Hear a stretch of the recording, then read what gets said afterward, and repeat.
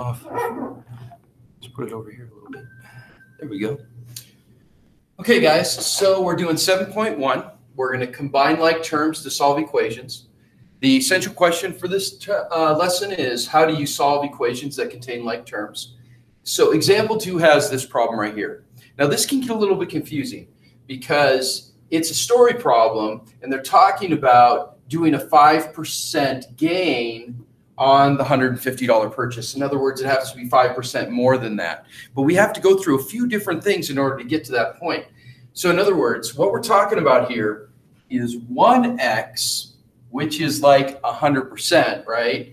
Minus, so we're going to do 1x minus the 5% I have to turn to decimal, 0.05x equals $150. Now with these two, I can combine these two. So this is 1 minus 5 hundredths, which would end up being 95 hundredths, okay, x. And this equals $150.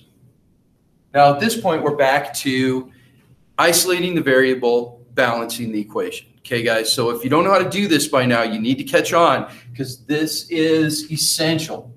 So we're going to get x by itself. Since I'm multiplying it, we're going to use the property of multiplication equality. Okay, so in other words, I'm going to divide by 95 hundredths. I'm going to divide by 95 hundredths here. I already have this worked out so that I can go through. So this means that x equals, this cancels out, x is by itself, and x equals $157.89. Okay, so it's going to be more than the first amount of $150 because it's 5% more. So the original price is $157.89. Okay, guys? All right, let's look at another example. Remember, ask me questions in class if you don't understand this. Okay, this is from example 3. Okay, so example 3 has this equation. So we have a negative 1/4 d minus 2/5 d equals 39. Now we have to remember that we can only subtract and add fractions if they have a common denominator. Our common denominator between 4 and 5 would be 20.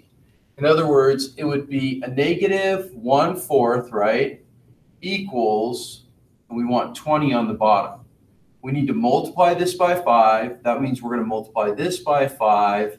So this becomes 5/20ths, and we need to pass on that negative.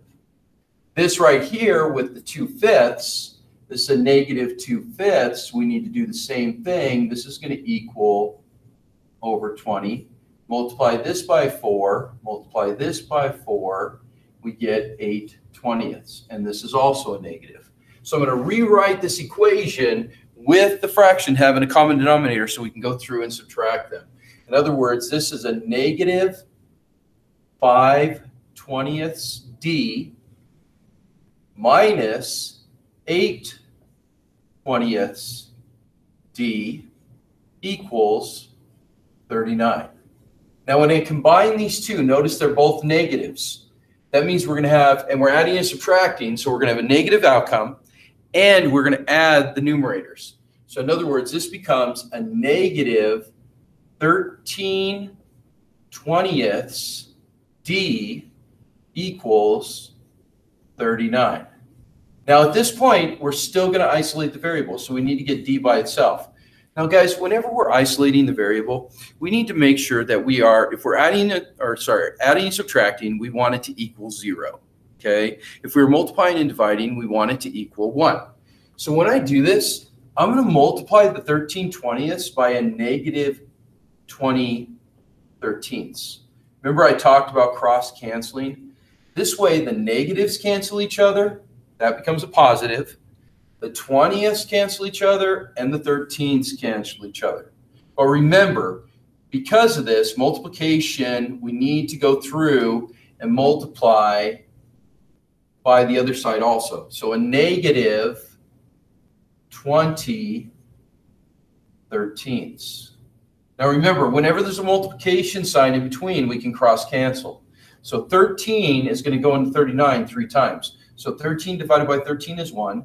39 divided by 13 is 3. That means D actually equals a negative 60. It's negative because a negative multiplied by a positive is a negative. And then 3 multiplied by 20 is 60 over 1, which is a negative 60. Okay, guys? So again, if you don't understand this, let me know. Okay? All right, one last problem. Okay, so this is still example 3, and it's with B now this time instead of A. Now this one is a little bit easier because we can use a calculator to actually do this one. So make sure that you're using a calculator when we do it with decimals.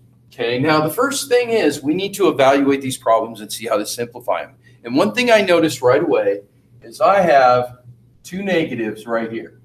If I combine 2 negatives, guys, I get a positive. So right away, I'm going to rewrite this.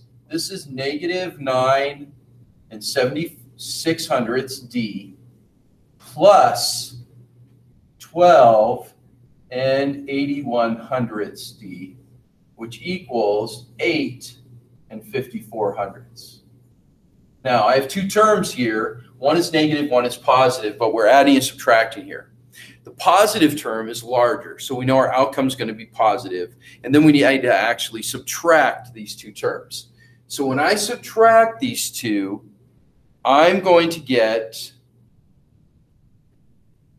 3 500 D, which equals 8 54/100.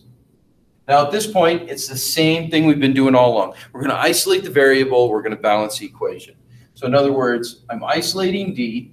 I'm going to get rid of the 3 500 by dividing by 3 500. But since I'm dividing on this side of the equation, I have to divide over here also. These cancel out. D is by itself. It's isolated, which is what we want. And you'll find that when you divide this, we get 2 8/10. And that's it, guys. Okay, so it's the same as a lot of problems as we've been doing, but you need to make sure that you understand each step. Learn how to evaluate the actual equations so that you can go through and solve them in the most simple way possible. All right, guys, as always, ask me questions in class whenever you get the chance and if there's anything you do not understand.